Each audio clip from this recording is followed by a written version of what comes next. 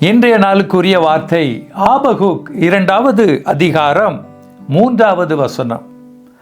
குறித்த காலத்துக்கு தரிசனம் இன்னும் வைக்கப்பட்டிருக்கிறது, முடிவிலே அது விளங்கும், அது பொய் சொல்லாது, அது தாமதித்தாலும் அதற்கு காத்திரு, அது நிச்சயமாய் வரும், அது தாமதிப்பதில்லை.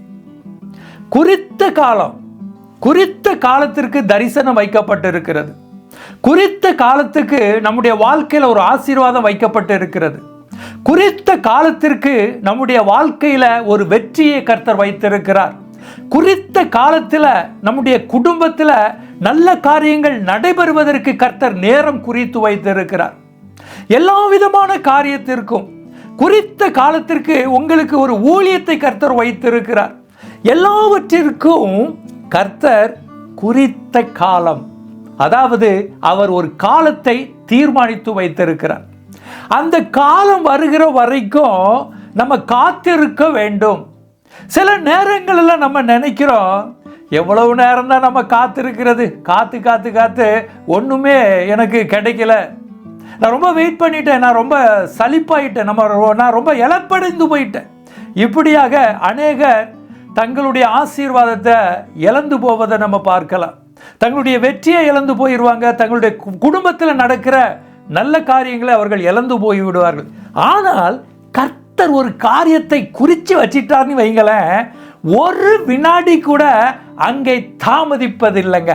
அவர் குறித்து வச்சிட்டார்னா, அவர் முன்குறித்து வைத்து விட்டார் என்றால் நிச்சயமாக அது நடந்தே தீரும். அது சூழ்நிலை நடப்பதற்குரிய அந்த தருணம் இல்லாது போல நம்முடைய கண்களுக்கு தெரிந்தாலும் நிச்சயமாகவே அவர் அதை நடத்தி தருவார். 2 ராஜாக்கள் 6வது அதிகாரம் 7வது அதிகாரத்தை நீங்க வாசிக்கும் பொழுது அதுல ஒரு சம்பவம் நடக்கிறது. எலிசா என்கிற ஒரு தீர்க்கதரிசி காலத்துல சமாரியாவை சுற்றிலும் சீரியர்களுடைய படை சுற்றி வந்து நின்று கொண்டு விட்டது.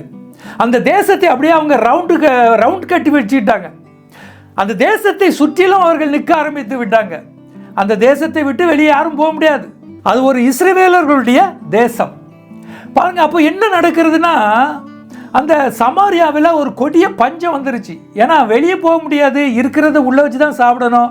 அப்படிப்பட்ட சூழ்நிலையில் ஒரு பெரிய பஞ்சம்.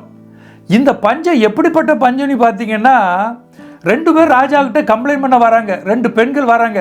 அப்போ என்ன கம்ப்ளைண்ட் ராஜா கேட்குறான். ஒரு பெண் சொல்கிறா, பசி தாங்காம அவளுடைய மகனை நேற்று நாங்கள் ஆக்கி சாப்பிட்டுட்டோம், அதாவது கொன்று சாப்பிட்டுட்டோம். இன்னைக்கு இவளுடைய டேன், இவளுடைய மகனை எனக்கு தரணும், அப்போ அவனை கொன்று நாங்கள் சாப்பிடணும். இன்னைக்கு அவளுடைய மகனை ஒழிச்சு வச்சுட்டா. பாருங்க, அதை நீங்கள் கற்பனை பண்ணி பாருங்க. அந்த தேசத்தில் அப்போ எப்படி பஞ்சம் இருந்திருக்கும். நம்முடைய கற்பனைக்கு எட்டாத ஒரு காரியம், தன்னுடைய பெத்த மகனையே கொன்று சாப்பிடக்கூடிய ஒரு பஞ்சம் அங்கே நடந்து கொண்டு இருக்கிறது. இந்த பஞ்ச காலத்தில் தான் எலிசா சொல்றான், நாளைக்கு இந்த நேரத்தில் ஒரு மரக்கால் கோதுமை 1 சேக்கலுக்கும், ஒரு மரக்கால் வார்கோதுமை 1 சேக்கலுக்கும் கிடைக்கும்னு சொல்றான். அப்போ அந்த 1 சேக்கல்ங்கிறது குறைந்த மணியா இருக்கும். அப்போ ஒருத்தர் சொல்றேன் எலிசா கிட்ட, வானத்தின் மதகுகளை கர்த்தர் திறந்தால் கூட இந்த காரியம் நடக்காது என்று சொல்றான். பாருங்க, அப்போ எப்படிப்பட்ட ஒரு ஆசீர்வாதத்தை கர்த்தர் முன்குறித்து சொல்கிறார். இந்த காரியம் நடக்காது, சூழ்நிலை அதற்கு சாதகமாகவே இல்லை. எப்படி ஒரு பெரிய கொடிய பஞ்சம் நடந்து கொண்டு இருக்கிறது. பெத்த மகனையே கொண்டு சாப்பிடக்கூடிய பஞ்சம். இந்த நேரத்தில் தான் கர்த்தருடைய வார்த்தையை எலிசா சொல்கிறார். நாளைக்கு இந்த நேரத்தில் இந்த ஆசீர்வாதம் கிடைக்கும்னு சொல்றான். அதே போல கர்த்தர் அந்த ஆசீர்வாதத்தை அங்கே நடக்கும்படி செய்கிறார். சீரிய இராணுவத்திற்கு ஒரு பயத்தை கொடுக்கிறார். இராணுவத்தின் இறைச்சலையும், குதிரைகளின் இறைச்சலையும், ரதங்களின் இறைச்சலையும் சீரியர்களுடைய இராணுவம் கேட்கிறது. பயந்து போய் இஸ்ரவேல் ராஜா கூலி பொருத்தி கொண்டு பல ராஜாக்களை கூட்டிக் கொண்டு படையெடுத்து வருகிறான் என்று சொல்லி எல்லாம் ஓடிட்டானுங்க. ராத்திரியோடு ராத்திரியா ஓடிட்டானுங்க. பாருங்க, அடுத்த நாள் காலையில கர்த்தர் சொன்ன வார்த்தை அங்கு நிறைவேறுகிறது. குறித்த காலத்தில், குறித்த நேரத்தில் கர்த்தர் அந்த காரியத்தை அங்கு நடக்கும்படி செய்கிறார். இதை கேட்டுக்கொண்டிருக்கிற என் அன்பு தேவ ஜனமே, இன்றைக்கு உங்களுக்கு ஒரு குறித்த காலத்தை கர்த்தர் தீர்மானித்து வைத்திருக்கிறார்.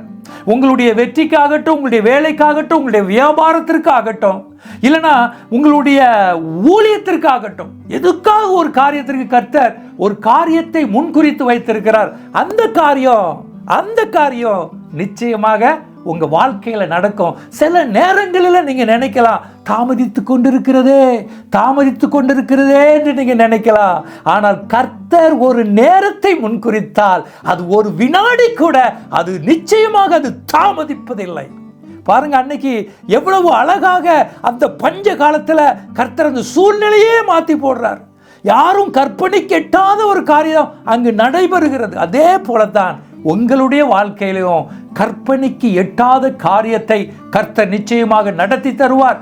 இந்த காரியம் எப்படி என்னுடைய வாழ்க்கையில நடந்தது, எப்படி இந்த ஆசீர்வாதம் எனக்கு கிடைத்தது, எப்படி என் பிள்ளைகளுடைய எதிர்காலம் இப்படி அமைந்தது என்று சொல்லி நீங்க வியந்து பார்க்கக்கூடிய அளவுக்கு, நீங்க கற்பனை கெட்டாத ஒரு ஆசீர்வாதத்தை ஏசப்பா எப்படி எனக்கு கொடுத்தார் என்று சொல்லி நீங்க சந்தோஷப்பட்டு பூரிக்கிற அந்த ஆசீர்வாதம், பூரிக்கிற அந்த வெற்றியை கர்த்தர் உங்களுக்கு கொடுத்து அந்த குறித்த காலத்தில் நிச்சயமாகவே நிறைவேற்றுவாருங்க.